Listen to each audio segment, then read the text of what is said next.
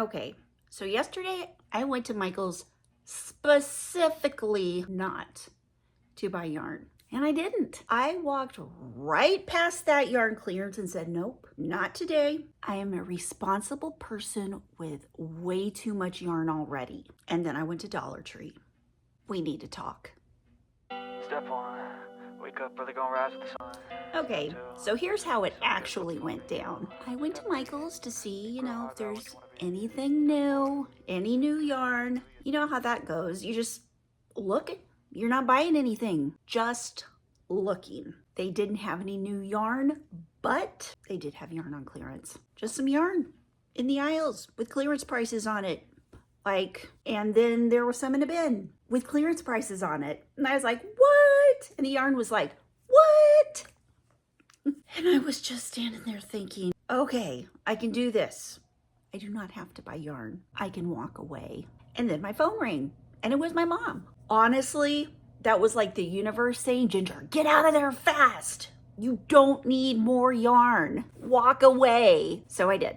And I went and got my mom like a good daughter. And so when I got there to pick her up at Midas, I said, Mom, Michael's has clearance yarn. And she goes, no, I can't. I'm already in trouble with your sister for getting more yarn. She already scolded me. And I was like, good call, Mom. Good call. Because I wasn't getting any either. So we were both being very responsible. This is important for later in the story.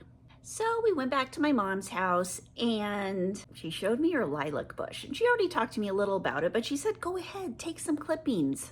And that lilac bush has been there for like 100 years. I mean, the farmhouse is over 100 years old. So it's huge. It's ginormous. I should have gotten pictures. I don't know if I did or not. If I do, they'll be right there. If not, I'll show you the little cuttings. But got the lilac bushes. Well, the clippings, but to me, potential bushes. And the reason it's coming down is because my mom is building an addition on her house. So her bedroom is going to be where that lilac bush is right now. So it's got to go. And now I have a bunch of little cuttings, little lilac cuttings. I actually have a whole other couple branches over there, but here's just some of the cuttings that are in water because I couldn't get just a few. So I did end up coming home with babies, not yarn babies, but plant babies. Now here's the thing about me and plants. I collect house plants and perennial plants that'll stay outside, just like I collect yarn. I've had some plants with me for almost 30 years. No joke. They've seen some things. They've been with me through everything. Almost everything. I propagate them. I give them to my kids. I love making plant babies. So I guess you could say, well, okay, like this. I used to plant trees in every new house I lived in, but I stopped planting trees about 10 years ago because we were moving so much. And I was like, I'm not gonna plant a tree and get attached to it and then have to leave it. And I stopped planting bushes, just things that take a while to grow. And that has made me so sad because I really love planting things. So, every time I give a new plant to my kid, I'm like the Johnny Appleseed of house plants. And see, I plant things in houses I plan to stay in. So when I'm not planning to stay in any, I don't, if I know they're just gonna be temporary. I wanna be sure to watch them grow because they're my babies. But we're going to be here in this house for a long time. Yes, dare I say, I'm setting down some roots. I'm planting some roots in the ground, literally and figuratively. I wanna see these lilac bushes get big. I've got my rooting hormone over there. I'm just gonna plant each of these little babies, let them grow, plant a row of bushes, and watch them grow bigger and more beautiful year after year. Okay, so Dollar Tree.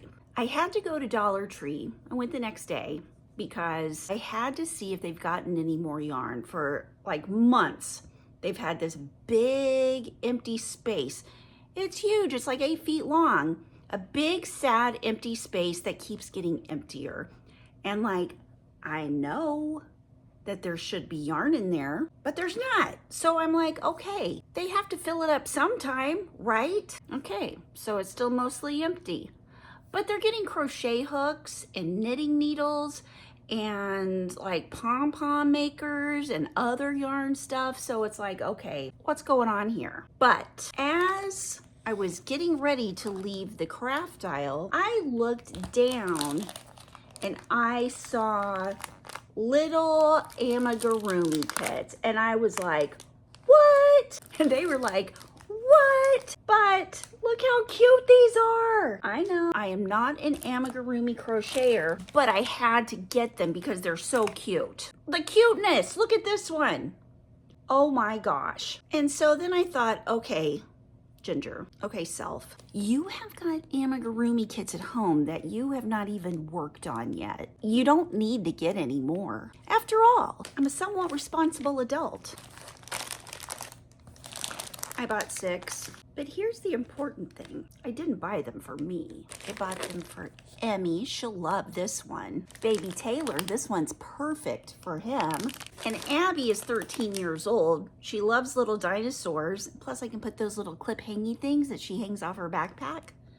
Charms for her backpack. And you know what?